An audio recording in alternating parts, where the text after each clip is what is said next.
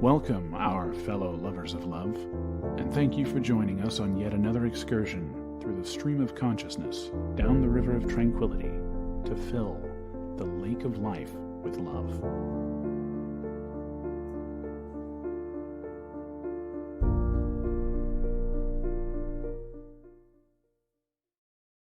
Well, good evening, everybody. And as you know, Lubby is running a hair late this evening, so she'll be right back. And I left my drink over there, so we are just in a great spot tonight. Anyway, so I want to thank you here. We are kicking off Mental Health Awareness Month, I believe is the term, or it's what the point is. And, you know,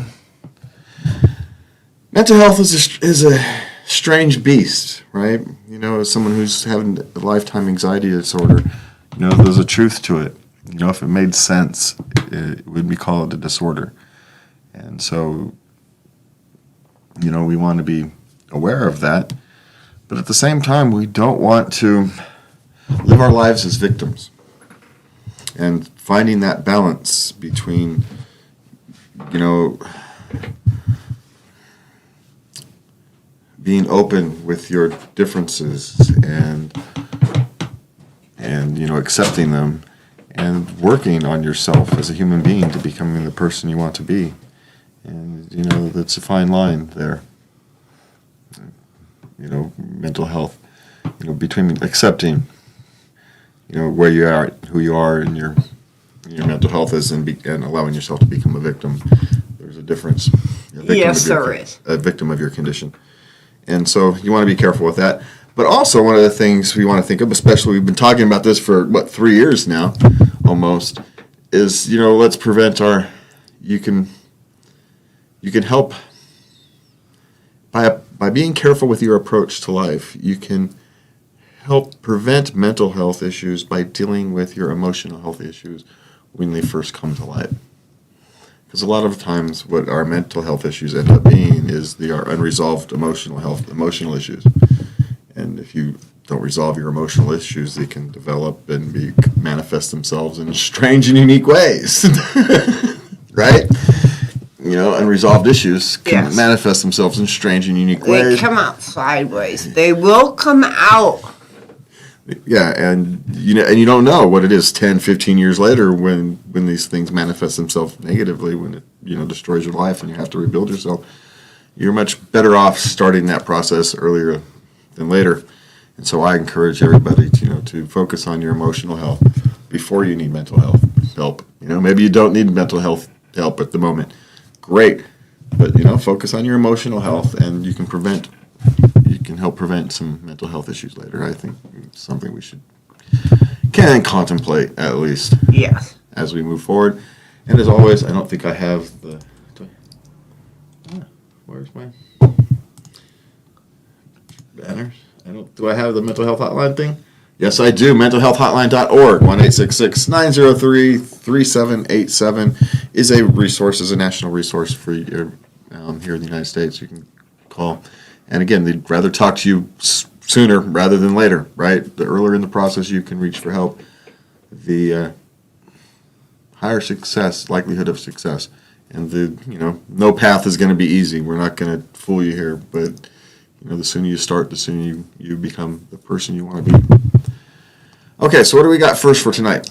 Well, first I'd like to talk about, we're going to talk about counseling, a couple of different aspects. And the first thing I'd like to touch on is that Americans are very open to counseling. It's very accepted now. It's the norm in the United States. 1 in 4 American adults, 42%, have seen a counselor at some point in their lives. 13% say they're currently seeing a counselor or therapist, while more than a quarter, 28%, say they've seen a counselor or therapist in the past. Another third, 36%, say they're at least open to it. And that's but 1 in 4, 23%, said they would never see a counselor. And millennials and Gen X are more interested in counseling than boomers and elders. Well, that kind of makes sense, right? It's been more common. They've grown up with it. They've seen it on TV and their movies and their friends, and they know somebody who's been in counseling. And anybody who's gone through successful counseling, recommends it, right? So as more and more people successfully go through counseling, you'll see the attitudes of the counselors change towards counseling change. I think is a good way to think towards that. But that's a good start, right? Yes. Our attitudes are starting to become more positive towards, seeking help. And has anyone in your immediate family seen a counselor? 17% in your immediate family. 26 are currently seeing it. 26%, that's a quarter of the people have someone they currently in their immediate family is seeing some type of counselor. So it's actually quite common. It's more common than a lot of things we think of as quite popular. So successful counseling is a life-changing event. But it's not an easy path. It's not like you go see a counselor and your life is fixed. It's a lot of work. And it's a lot of mental work. It's not work you get to see being done, right? Yes. What it displays in is your quality of life in 2, 3, 4, 5, 10 years. That's where it comes. That's where the payoff is. Change is slow, but it's very rewarding. And one year you turn around and you say, hey, wow, I'm a completely different person than I used to be. What happened? Well, it's because you worked really hard at it. That's what happened. That's what it is. There's no secret. You worked really hard, and next thing you know, 3 years later, you're an overnight success, right? That's how these things happen. So how'd you find your counselor? 39% of the people find your counselor for your doctor referred you, a friend or family. So I found mine. A church, mental health nonprofit. They reached out to a nonprofit like the mentalhealth.org. Internet counselor, which is a growing thing now. You can get a counselor through an app, which is kind of cool, right? If you're a modern kid, you're in your 20s, and your whole world has been apps. It's natural as going the phone book would be for people older than us. Yes. We're kind of that bridge ages, right? That where the phone book was normal for a while, but it kind of went out by the time we were, 25, 30 years old. By the time I was 30, there was no more phone books. So I miss the phone book. And then you have other. So you bump into them on the street or something, I suppose. I don't know what other is.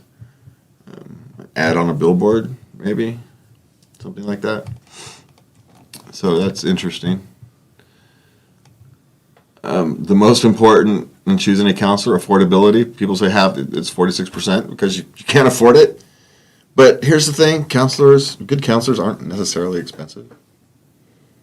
$100 a month investment in your mental health is a good investment,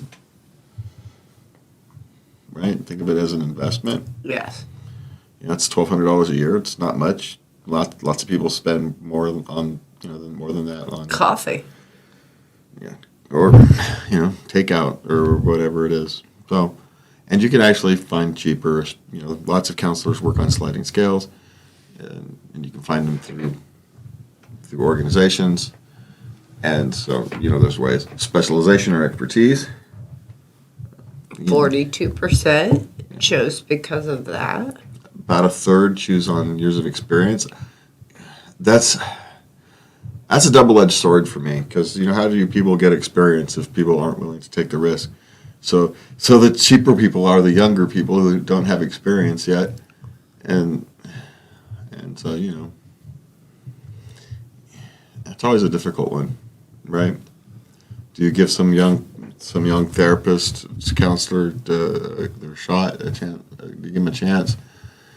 Because they can give you a cut price because I have, because it was free. I mean, Yeah, well, they've got to learn. They've got to get their experience somewhere. But I had to make the commitment. I had to trust them.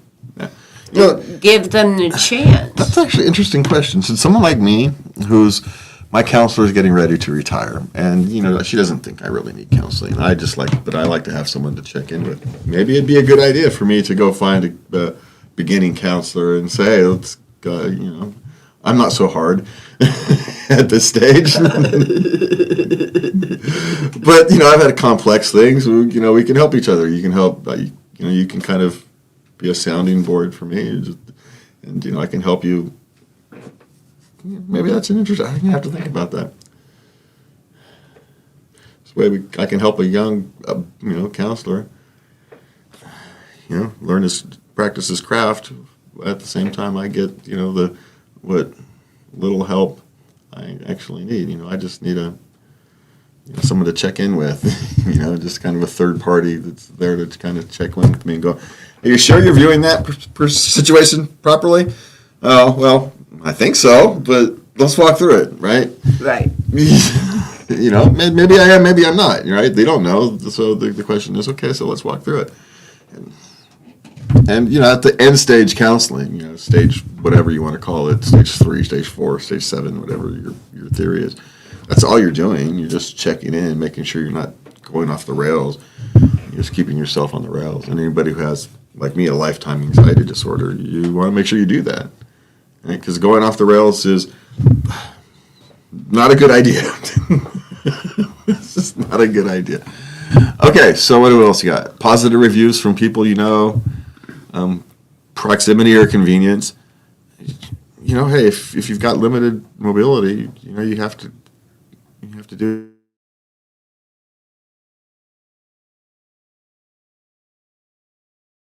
what you have to do. Really want somebody effective. Someone similar to you, someone who shares your values. Even though me and my counselor are weird, we are vastly different politically, but we also view the world very similarly. It's very